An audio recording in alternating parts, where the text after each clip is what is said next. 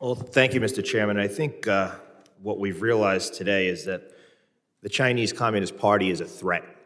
Well, certainly it's a threat to Mr. Freedom's love life, but it is also a threat to our freedom, it's a threat to your freedom, and it's a threat to national security.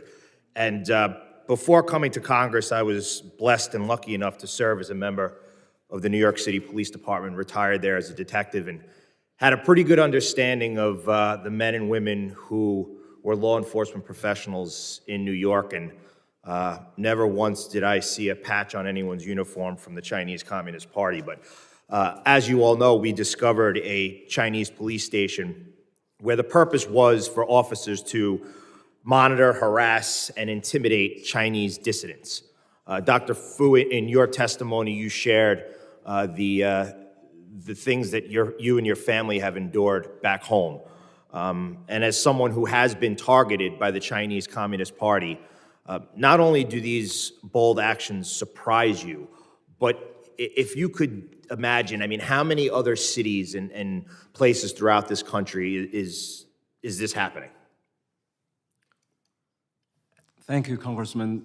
This kind of activities by the CCP, I think, has been happening to multiple cities.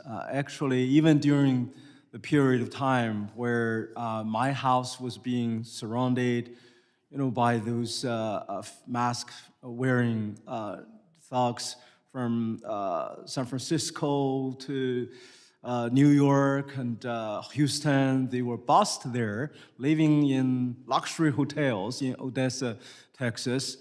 It happened in Toronto, it happened in Los Angeles, San Francisco, Washington, D.C., Virginia. I have a friend, actually, who is a social YouTuber, a broadcaster, who has a huge following. His name is Wu Jianmin. He was a former Tiananmen Square student leader. And his house was being also surrounded in California. And the California police basically told him when his house was totally surrounded and his children could not even go to school. And he was told, if you stop broadcasting your dissident program on YouTube, these people will leave. So that's their sole purpose. They want to silence our voice. And I think what's scary about it is it's not being hidden. This is right out in the open, and they are very clear about the threats that they're posing to all of us. I appreciate that. I just want to switch gears for a second.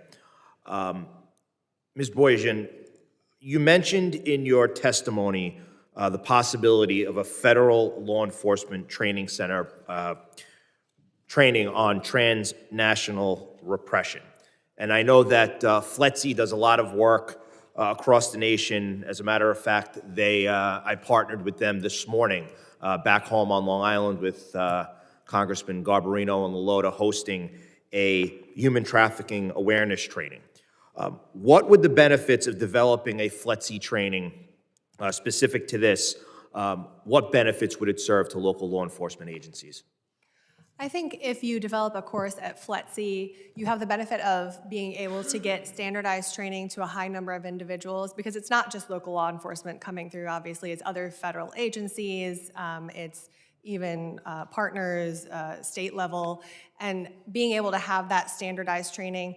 I think there are a lot of ways you can do the training also. It could be flexible, could be in person, could be virtual, could be, I think it is very important when folks are new, they're inundated with trainings, being able to have training throughout the course of someone's career would also be very important. So I agree with you. I think that there's a need for standardized training in law enforcement and when it comes to other issues as well. Can you talk briefly, we got about 40 seconds to go, how familiar, I know we mentioned federal law enforcement agencies, but obviously communication is key. How familiar is state and local law enforcement with the issue of transnational repression?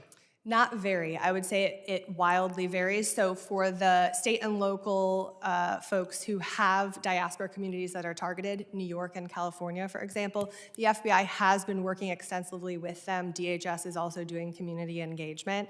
But our federalized system makes it tricky, and so bang for your buck. If there's a way to get a high number of individuals at once, there's much more that needs to be done there.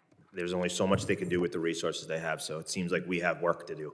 Thank you very much, Mr. Chairman. I yield back. Gentleman's time has expired. The chair now